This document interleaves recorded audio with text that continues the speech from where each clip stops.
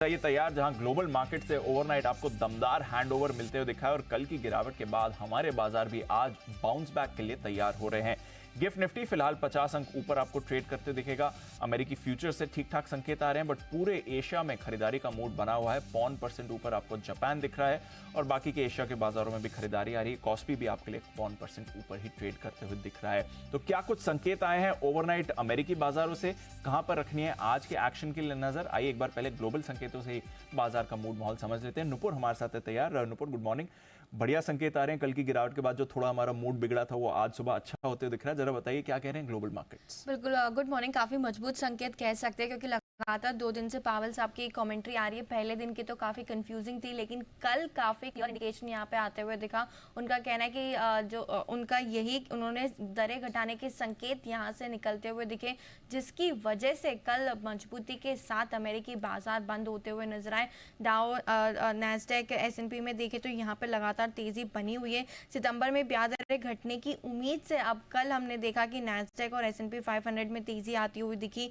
Nasdaq और S&P 500 लगातार 7वें दिन तेजी के साथ ऑल टाइम हाई पर यहाँ पे क्लोजिंग आती हुई नजर आई। ऐसा क्या कह दिया कल पावेल साहब ने, वो मैं आपको बताती हूँ। उनका कहना है कि महंगाई अभी भी हालांकि 2% से दूर है, लेकिन उम्मीद यहाँ पर बनी हुई है। सिर्फ महंगाई लक्ष्य नहीं है घटाने का, हालांकि रोजगार जो है उस पर भी उनका फोकस बना हुआ है, उसे भी बनाए रखने का उनका उद्देश्य है। महंगाई जो है वो 2% पे लाने के लिए मंदी और बेरोजगारी की जरूरत नहीं है, और महंगाई को 2% तक आने का इंतजार लेने के लिए इकोनॉमी का जो कंसर्न्स है उस पर भी वो लेने के लिए तैयार नहीं है। तो वो ज्यादा वेट करने के लिए तैयार नहीं है। हालांकि 2% की इन्फ्लेशन पर उनका फोकस है, लेकिन उसके चलते अगर दूसरी चीजें इंपैक्ट हो रही है तो वो ज्यादा देर अब वेट नहीं करेंगे, और जो रेट्स है जल्द यहाँ पे जो है वो कटती हुई नजर आ सकती है। इस उम्मीद से कल बाजार में हरियाली छाती हुई नजर आई। वहां पे एक अच्छा रनअप देखने को मिला, और इस बार सितंबर में ही उम्मीदें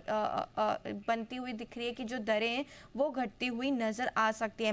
रेट कटौती के लिए महंगाई 2% तक लाने के लिए अब उनका वो लोग इंतजार नहीं करेंगे। क्लियर इंडिकेशन यहाँ पे कल पावेल साहब की तरफ से आते हुए नजर आया। लेकिन आज इंपॉर्टेंट दिन है, क्योंकि आज यूएस में महंगाई के आंकड़े आते हुए दिखेंगे, जहाँ पे पूरा फोकस रहने वाला है, और काफ़ी इंपॉर्टेंट आंकड़े होते हैं। फेड चेयरमैन साहब भी इसी पर एम्फसाइज करते हैं, तो यहाँ पर पूरा फोकस रहेगा। कल 10 साल की बॉन्ड यील्ड देखे तो करीबन 4.3% के पास आती हुई दिखी। डॉलर इंडेक्स भी 105 के पास ही आपको ट्रेड करते हुए दिखेगा।